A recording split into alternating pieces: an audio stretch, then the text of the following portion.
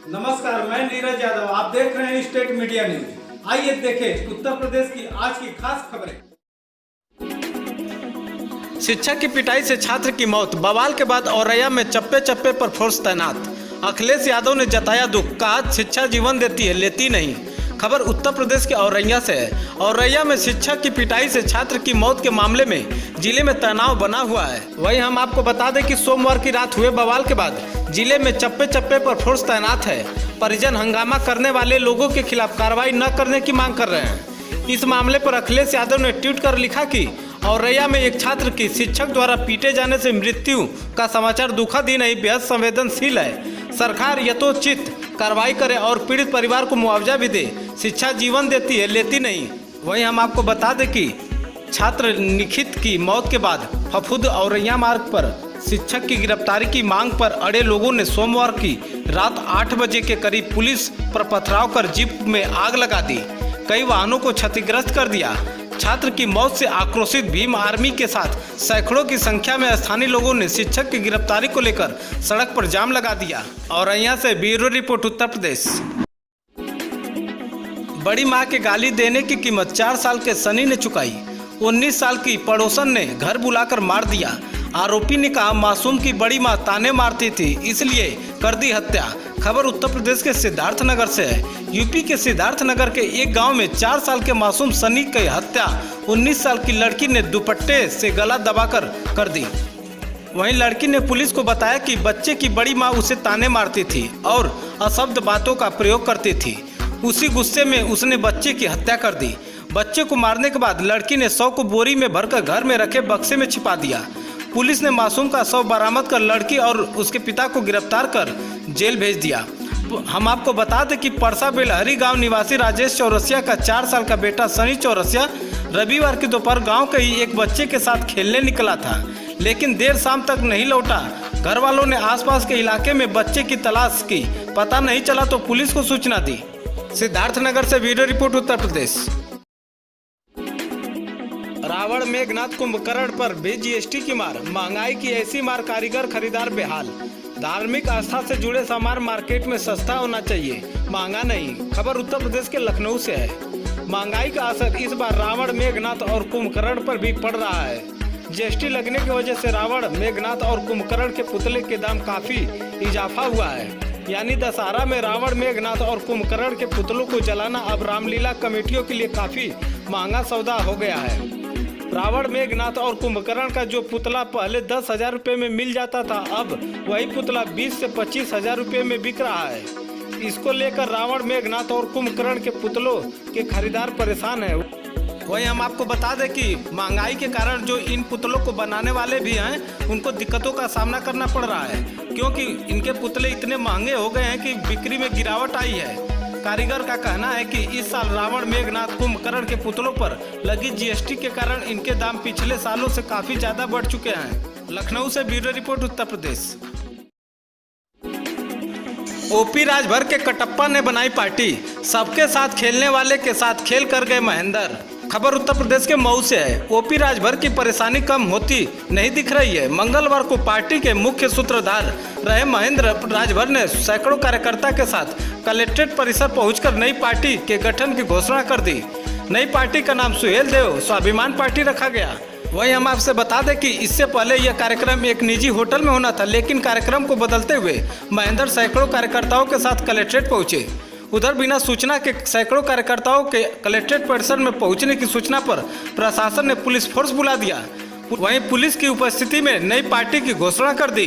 सुभाषपा के राष्ट्रीय अध्यक्ष ओम प्रकाश राजभर के दाएं हाथ तथा कटप्पा के नाम से चर्चित महेंद्र राजभर ने अपने बगावती तेवर को कायम रखा। जिस कार्यक्रम को नगर के एक होटल में होना था, वह बिना किसी अनुमति के कलेक्ट्रेट स्थित धरना स्थल पर हुआ। प्रशासन ने कार्यक्रम के लिए महेंद्र राजभर और उसके कार्यकर्ताओं को अनुमति नहीं दी। इसके बावजूद महेंद्र राजभर के कार्यकर्ता और समर्थकों ने धरना स्थल पर इकट्ठा होकर पार्टी की घोषणा कार्यक्रम को पूरा किया। मऊ से ब्यूरो रिपोर्ट, उत्तर प्रदेश। खबर उत्तर प्रदेश के प्रयागराज से है। इलाहाबाद विश्वविद्यालय में फीस वृद्धि की मांग के साथ तमाम स्टूडेंट ने विरोध प्रदर्शन शुरू किए हैं। बीते कई दिनों से जारी गतिरोध के बीच विश्वविद्यालय में मांग की जा रही है कि 400% तक बड़ी फीस को कम किया जाए। स्टूडेंट ने मंगलवार को इस मांग के साथ भू समाधि लेने की कोशिश की, जिसके बाद यह हंगामा हो गया। छात्रों के बीच कई प्रदर्शनकारियों ने पुलिस से बहस भी हुई। इस दौरान पुलिस ने किसी तरह स्थितियों को काबू में किया। इलाहाबाद में प्रदर्शन कर रहे स्टूडेंट ने कहा कि कुलपति को इस्तीफा देना चाहिए और फीस वृद्धि का फैसला वापस लेना चाहिए। प्रयागराज से ब्यूरो रिपोर्ट, उत्तर प्रदेश। दिल्ली में एक एयर होस्टेज का दुराचार का मामला सामने आया है। दुराचार का आरोप एक राजनीतिक नेता पर लगा है। वहीं आरोपी पीड़िता का परिचित भी बताया जा रहा है। मीडिया रिपोर्ट के मुताबिक आरोपी घर में घुसकर दुराचार किया।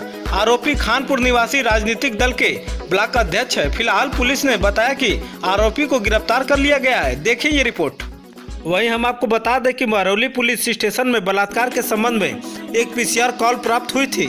जब पुलिस ने मौके पर पहुंची तो पीड़िता ने बताया कि हरजीत यादव, जिसे वो 1.5 महीने से जानती थी, नशे की हालत में उसके घर आया और उसके साथ जबरदस्ती दुष्कर्म किया। खबर उत्तर प्रदेश के चंदौली से है। बबरीबंद थाना क्षेत्र के धनेजा गांव में आज अराजक तत्वों ने शिवलिंग की मूर्ति को किया खंडित। आपको बता दें कि जनपद चंदौली के बबरीबंद थाना क्षेत्र के धनेजा गांव में अराजक तत्वों के द्वारा पीपल के पेड़ के नीचे पुराने शिवलिंग की मूर्ति को किया गया खंडित। वहीं जब मंदिर के पुजारी ने पूजा करने गए तो शिवलिंग की मूर्ति को खंडित देखकर चकित रह गए। इसकी सूचना उन्होंने तत्काल पुलिस को दी। उन्होंने कहा कि इससे पहले 1 साल पहले इसी जगह हनुमान जी की मूर्ति चोरी हुई थी, जिसका पुलिस ने अभी तक कोई खुलासा नहीं किया। चंदौली से अमित कुशवाहा की रिपोर्ट। अपना नाम और परिचय बताइए।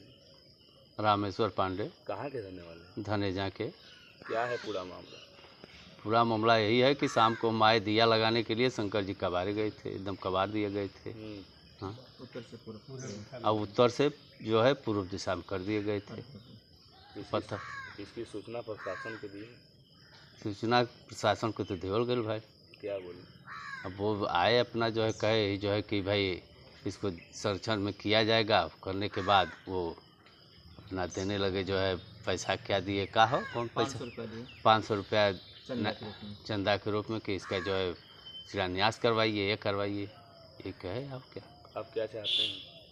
हम लोग यही चाहते हैं कि हम लोग के ये शंकर जी सही ढंग से हो जाए। खबर उत्तर प्रदेश के वाराणसी से है। पशुओं में खासकर गायों में राजस्थान में फैली लंपी स्किन डिजीज बीमारी के लक्षण केवल वाराणसी में दिख रहे हैं, लेकिन राजस्थान जैसी बीमारी यहां पशुओं में नहीं है। उक्त जानकारी मंगलवार को पशु चिकित्सा अधिकारी चिरई गांव डॉक्टर आर चौधरी ने दी। हमारे स्टेट मीडिया संवाददाता सुनील कुमार यादव से हुई विशेष बातचीत में उन्होंने बताया कि लंपी स्किन डिजीज बीमारी राजस्थान में अधिक दूध देने वाली गायों में जिनकी चमड़ी पतली है उन्हें ही हो रही है। वहीं उन्होंने बताया कि देसी गायों में यह बीमारी नहीं है। वैसे ही लक्षण यहाँ दिखाई दे रहे हैं, लेकिन इससे पशुपालकों को घबराने की कोई ज़रूरत नहीं है। आइए देखिए ये रिपोर्ट। स्किन डिजीज़, लेकिन वो वाले जो है लंपी स्किन डिजीज़ होती है बहुत सीवियर कंडीशन होता है। यहाँ पे वैसा कुछ लक्षण बस दाने दाने से चकत्ते से जानवर को होते हैं। एक एलर्जी होता है और इस मौसम में जैसे गांव में कहते हैं माता माई निकल जाती हैं, आदमियों में भी, बच्चों को भी ये चीज़ हो रहा है। उमस की वजह से ये होता है। तो ये उसी की तरह सिम्टम होता है, लेकिन उसमें इतना ज़्यादा होता है कि वो पूरा गिल्टी जैसा हो जाता है, शरीर में कहीं जगह नहीं रहती है। यहाँ तो बस दो शरीर में 4-6 जगह चकत्ते जैसे होते हैं और बस उसको दिक्कत इसलिए हो जा रही कि वो लोग हमारे यहाँ संपर्क ना करके ऐसे गांव में जो घूमते हैं उनसे संपर्क कर रहे हैं, जो झोला छाप डॉक्टर, तो वो लोग कोई भी चीज़ होता है तो उसमें एंटीबायोटिक का यूज करते हैं। कोई भी होता है, क्योंकि आजकल इंडिया में ऐसा है कि लोग जैसे पहले डॉक्टर के पास ना जाके दवाई वाले दुकान से दवा लेते हैं, तो उसमें एंटीबायोटिक जब भी दे देते हैं तो उससे क्या होता है कि जो उनका इम्यून सिस्टम होता है वो डाउन। इस बीमारी में क्या होता है कि बस इम्यून सिस्टम से रिलेटेड है। जिसका इम्यून सिस्टम कमज़ोर होता है, जैसे भैंस बहुत मजबूत होती हैं, उनका चमड़ी भी मोटी होती है और वो क्या होता है कि कहीं भी रफ टफ कंडीशन में रह सकती हैं। गाय जैसे खासकर ये जिनको होता भी है, वो जो ज़्यादा दूध देती हैं गाय और जो अब क्रॉस ब्रीड मतलब हाइब्रिड गाय शेफ हैं, जर्सी हैं, उनको ही हो रहा है। जैसे देसी गायों में ये सब चीज़ लक्षण ज़्यादा नहीं है, कुछ भी नहीं, तो उन्हीं में हो रहा है। तो इसके बचाव के लिए हमने पहले भी कई तरह से आप लोग के माध्यम से ही और न्यूज़पेपर में भी हम निकलवाते रहते। अभी रिसेंटली ग्राम प्रधान जी लोग और जनप्रतिनिधियों की बैठक भी ब्लॉक में की गई थी। उसमें मैंने सबको जागरूक किया था कि इसमें तुरंत एंटीबायोटिक का मतलब यूज ना करें इसमें। सामुदायिक शौचालय पर केयरटेकर का कब्जा, बनाया अपना आशियाना। भारत स्वच्छता मिशन के तहत सरकार ने ग्रामीण क्षेत्रों में सामुदायिक शौचालय का निर्माण कराया ताकि ग्रामीण क्षेत्रों को स्वच्छता मिले, लेकिन एक ऐसा जनपद जहां कार्यरत महिला ने अपना कब्जा जमा रखा है। खबर यूपी के मऊ जनपद की है, जहां रानीपुर ब्लॉक क्षेत्र के पलिया धृति में सामुदायिक शौचालय में कार्यरत केयरटेकर निर्मला अपना आशियाना बना बैठी है। वहीं ग्रामीणों ने बताया कि सामुदायिक शौचालय का इस्तेमाल किसी और को नहीं करने देती। अगर कोई जबरदस्ती सामुदायिक शौचालय का इस्तेमाल करता है तो उसे उलझ जाती है और कहती फिरती है कि यह हमारे ज़मीन में बना है, मैं ही इसका इस्तेमाल करूंगी। अगर जोर जबरदस्ती करोगे तो छेड़खानी जैसे मामले में फंसा दूंगी। मऊ से संजय सिंह की रिपोर्ट।